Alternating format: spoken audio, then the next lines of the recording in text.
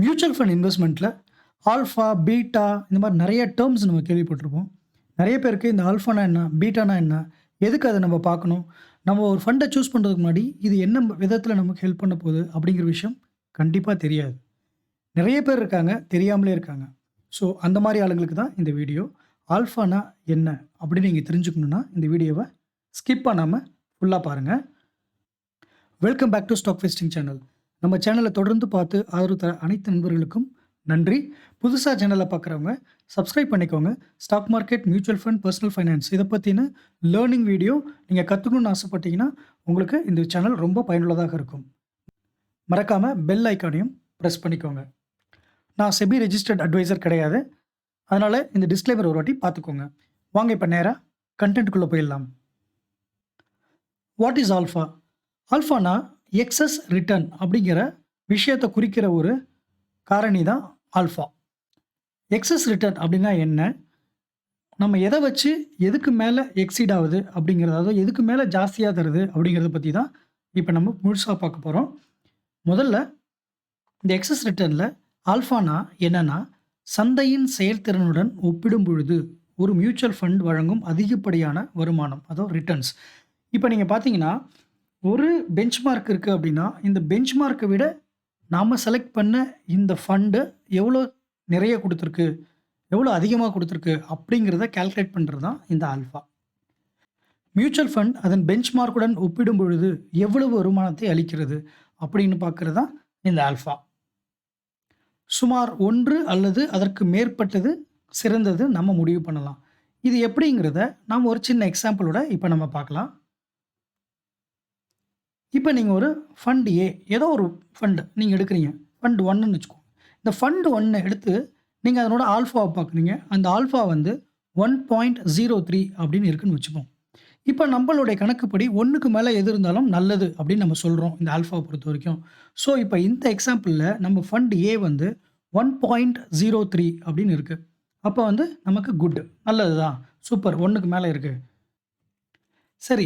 இப்ப இது 1க்கு மேல இருக்கு அப்படின்னு சொல்லிட்டு இத நம்ம சூஸ் பண்ணிடலாமா? அப்படின்னு கேட்டீங்கன்னா, கண்டிப்பா இல்ல. ஏன்னு கேட்டீங்கன்னா, இத விட இதுக்கு ஈக்குவலன்ட்டான வேற ஃபண்ட், வேற கம்பெனி ஃபண்ட் ஏதாவது நல்லபடியா ரிட்டர்ன்ஸ் குடுத்துருக்கா? அப்படின்னு நம்ப அனலைசிஸ் பண்ணி பார்க்கணும். கம்பேர் பண்ணி பார்க்கணும். ஒப்பிட்டு பார்க்கணும். சரிங்களா? இப்ப நம்ம என்ன பண்ணோம், இந்த ஃபண்ட் எடுத்துட்டோம். ஃபண்ட் ஏ எடுத்து 1.03 இருக்கு. இப்ப அடுத்தது ஃபண்ட் பி 2வது ஃபண்ட் எடுக்கணும். அப்புறம் ஃபண்ட் சி 3வது ஃபண்ட், ஃபண்ட் 4வது ஃபண்டுன்னு எடுத்து எல்லாத்தையும் கம்பேர் பண்ணி உங்களுக்கு எது சிறந்ததுன்னு பார்த்து நீங்க சூஸ் பண்ணணும். சரிங்களா? இப்போ 1 எடுத்துட்டோம். ஃபண்ட் 1ல வந்து 1.03 இருக்கு. சரி, அடுத்த ஃபண்ட் எடுப்போம். ஃபண்ட் பி அதனோட ஆல்ஃபா 1.25 இருக்கு. இப்போ வந்து 1.03, 1.25 1.03 விட 1.25 பெட்டர். 2மே 1க்கு மேல இருக்கு. 2மே குட் தான். ஆனா கம்பேர் பண்ணையில ஃபண்ட் பி வந்து உங்களுக்கு ஜாஸ்தியா இருக்கு ஃபண்ட் ஏவ விட. அப்படி பார்த்தீங்கன்னா, உங்களுக்கு எது சிறந்த ஃபண்ட்? இந்த 2 ஃபண்ட மட்டும் நம்ம கன்சிடர் பண்ணணும்னு சொன்னா, ஏவ விட பி தான் சிறந்தது. Fund B is better than fund A in the terms of alpha. So, ஆல்ஃபாவ இப்படி தான் நம்ம ரீட் பண்ணணும். இப்படி தான் வந்து அத வந்து அனலைசிஸ் பண்ணணும். நம்ம அனலைசிஸ்க்கு இந்த ஆல்ஃபா இப்படி தான் உதவுது. சரிங்களா? இப்போ வந்து இப்போ நம்ம ஃபண்ட் ஏ, ஃபண்ட் பின்னு பார்த்தோம். நம்ம இப்போ வந்து ஒரு ரியல் டைம் ஃபண்ட் எடுத்து எப்படி இருக்கு அப்படின்னு ஒரு 4 ஃபண்ட் எடுத்து நம்ம அனலைசிஸ் பண்ணுவோம். அகைன் இது எந்த ரெக்கமெண்டேஷனும் கிடையாது. எந்த ஃபண்ட் சிறந்தது, எது கம்மி அப்படின்னு சொல்ற வீடியோ இது கிடையாது. இந்த ஒரே ஒரு பாராமீட்டர் வச்சுக்கிட்டு, ஆல்ஃபாவ மட்டும் வச்சுக்கிட்டு ஒரு ஃபண்ட் பெஸ்ட்டு, ஒரு ஃபண்ட் வொர்ஸ்ட்டு அப்படின்னு நம்ம சொல்லவே முடியாது. ஏன்னா, இந்த ஆல்ஃபா மாதிரி கிட்டத்தட்ட ஒரு 10 பாராமீட்டர்ஸ நம்ம கன்சிடர் பண்ண வேண்டியது இருக்கு. என்னோட பார்வையில. இன்னும் அதுக்கு மேல நெறைய இருக்கலாம். 10 மினிமம் 10 நம்ம பார்க்கணும். அதுல 1 தான் ஆல்ஃபா. ஸோ, இத மட்டும் வச்சுக்கிட்டு முடிவு பண்ண முடியாது. எல்லா பாராமீட்டரையும் அனலைசிஸ் பண்ணா தான் ஒரு ஃபண்டுக்கு நம்ம முடிவுக்கு வர முடியும். ஆனா, அதுல ஒரு சின்னத எடுத்து நம்ம ஒண்ணு ஒண்ணா கத்துக்கலாம். இன்னைக்கு ஆல்ஃபா பத்தி மட்டும் பார்க்கலாம். அதனால அகைன் நான் சொல்றேன், இது ரெக்கமெண்டேஷன் கிடையாது. இத நீங்க உன்னிப்பா கவனிக்கணும். இன்னைக்கு நம்ம இந்த க்ரோ ஆப்க்குள்ள போய் பார்த்து ஒரு 4 ஃபண்ட அனலைசிஸ் பண்ணுவோம். நம்ம லார்ஜ் கேப்ப மட்டும் எடுத்துக்குவோம். ஒரே மாரி தான் கம்பேர் பண்ணணும். ஒரு லார்ஜ் கேப்பையும், ஒரு ஸ்மால் கேப்பையும் கம்பேர் பண்ணக்கூடாது. ஓகே. லார்ஜ் கேப் எடுத்தீங்கன்னா, அந்த லார்ஜ் கேப்ல இருக்கிற மத்த ஸ்டாக்ஸ் எப்படி இருக்கு அப்படின்னு கம்பேர் பண்ணா தான் உங்களுக்கு அந்த கம்பேரிசன் கரெக்ட்டா வொர்க் அவுட் ஆகும். இப்ப நான் வந்து ஒரு 4 ஃபண்ட் எடுத்திருக்கேன். ஒண்ணு வந்து State Bank of India SBI blue chip direct plan growth fund. சரிங்களா? 2வது வந்து ICICI Prudential blue chip fund. 3வது ஆக்சிஸ் ப்ளூ சிப், 4வது Canara Robeco blue chip. So இந்த 4மே blue chip large cap fund தான் நம்ம சூஸ் பண்ணியிருக்கோம். Equity fund, direct fund, growth fund எல்லாமே direct growth, direct growth, direct growth, large cap, blue chip. So இது மாதிரி காமனா இருக்கிற 4 ஃபண்ட் எடுத்து இப்போ நம்ம இதனோட ஆல்ஃபா மட்டும் தான் பார்க்க போறோம். வேற எதையுமே பார்க்க போல. இப்போ அப்படியே நம்ம கீழ வருவோம். இங்க பார்த்தீங்கன்னா, உங்களுக்கு இந்த ஆல்ஃபா, பீட்டா, ஷார்பே ரேஷியோ, சார்டினோ எல்லாம் குடுத்துருக்காங்க. நான் சொன்ன மாதிரி நெறைய பாராமீட்டர்ஸ் இருக்கு கம்பேர் பண்றதுக்கு. அதில 1 மட்டும் எடுத்து இன்னைக்கு நம்ம பார்க்கலாம். வருங்காலத்தில அடுத்த ஒரு வீடியோல நம்ம பீட்டானா என்ன, ஷார்பே ரேஷியோனா என்னன்றதெல்லாம் பார்க்கலாம். இப்போ இந்த ரேஷியோல ஆல்ஃபா பாருங்க 0.84 தான் இருக்கு. அதாவது லெஸ் தென் 1 நம்ம கணக்குப்படி பெஞ்ச்மார்க்க விட கம்மியா இருக்கு. அதாவது பெஞ்ச்மார்க்க விட லார்ஜ் கேப் ஃபண்ட் எல்லாம் எவ்வளோ குடுக்குதோ, அந்த பெஞ்ச்மார்க்க விட ரொம்ப கம்மியா தான் பெர்ஃபார்ம் பண்ணியிருக்குன்றது தான் இது காட்டுது. இது நமக்கு 0.84. இத நம்ம என்ன செய்யணும்னா, கம்பேர் பண்றதுக்கு ஒரு எக்ஸெல்ல நம்ம இது மாரி போட்டு வச்சுக்கணும்.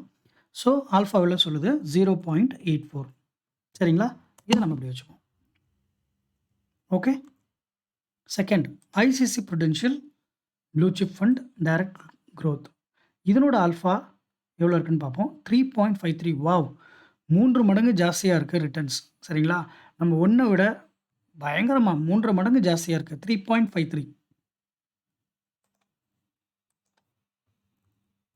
3.53 அடுத்தது ஆக்சிஸ் ப்ளூ சிப் ஃபண்ட். இது எப்படி இருக்குன்னு பார்க்கலாம். ஆல்ஃபா -3.3 ஐயோ! Utter flop. 3 மடங்கு கம்மியா இருக்கு. இதையும் குறிச்சுக்கலாம். -3.33 அடுத்தது கனரா ரொபேக்கோ எப்படி இருக்குன்னு பார்க்கலாம். கனரா ரொபேக்கோ வந்து ஆல்ஃபா 1.13 1.13 ஓகே. இப்போ நம்ம ஒரு 4 ஃபண்ட் எடுத்தோம். 4 ஃபண்டோடைய ஆல்ஃபாவ மட்டும் இப்ப எடுத்திருக்கோம். நெறையா இருக்கு. பீட்டா பார்க்கணும், அதெல்லாம் பார்க்கணும். அதெல்லாம் பார்க்க வேணாம். இப்போதைக்கு ஆல்ஃபால கம்பேர் பண்ணி ஆல்ஃபால இன் டெர்ம்ஸ் ஆஃப் ஆல்ஃபா எது பெஸ்ட் அப்படிங்கிறத நீங்க சூஸ் பண்ணணும். இப்போ இதில வந்து எது வந்து ஜாஸ்தியா இருக்கு அப்படின்றத நீங்க பார்க்கலாம். இல்லன்னா நீங்க எக்ஸெல் நல்லா தெரிஞ்சதுன்னா, இத அப்படியே வந்து சார்ட் பண்ணலாம்.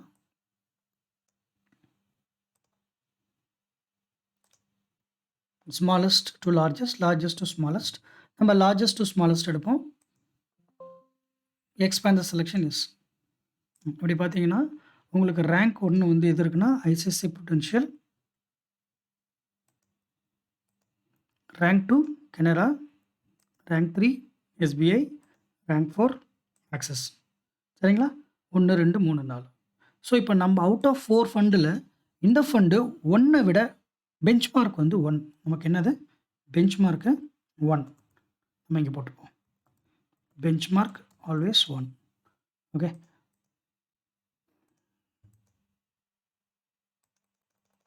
பெஞ்ச்மார்க் 1 விட இதான் ஜாஸ்தியா இருக்கு. ஸோ இப்படி தான் நீங்க வந்து ஒரு ஃபண்ட சூஸ் பண்றதுக்கு முன்னாடி பல பாராமீட்டர அனலைசிஸ் பண்ணணும். அதில ஒண்ணு தான் இந்த ஆல்ஃபா. ஆல்ஃபாவ இப்படி தான் நம்ம யூஸ் பண்ணணும். இதுக்கு தான் இந்த ஆல்ஃபா. ஆல்ஃபான்றது பெஞ்ச்மார்க்க விட எவ்வளோ கூட ரிட்டர்ன்ஸ் வந்திருக்கு அப்படிங்கிறத கணக்கு பண்றது தான் இந்த ஆல்ஃபா. ஸோ நம்ம கணக்குப்படி இதுதான் top. Canara comes second. SBI comes third. தேர்டா வந்தாலும் நெகட்டிவா வந்திருக்கு. ஆக்சிஸ் ரொம்ப நெகட்டிவ். ஸோ நம்ம வந்து இதுக்கு வந்து ஒரு ஃபுல் ரெட் குடுத்துருவோம்.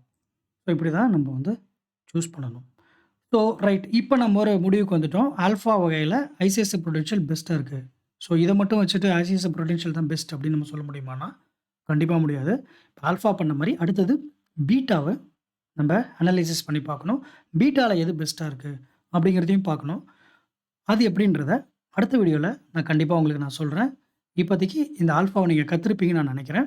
உங்களுக்கு சந்தேகமா இருந்தா வீடியோவ ரிவைண்ட் பண்ணி பொறுமையா நிதானமா பாருங்க.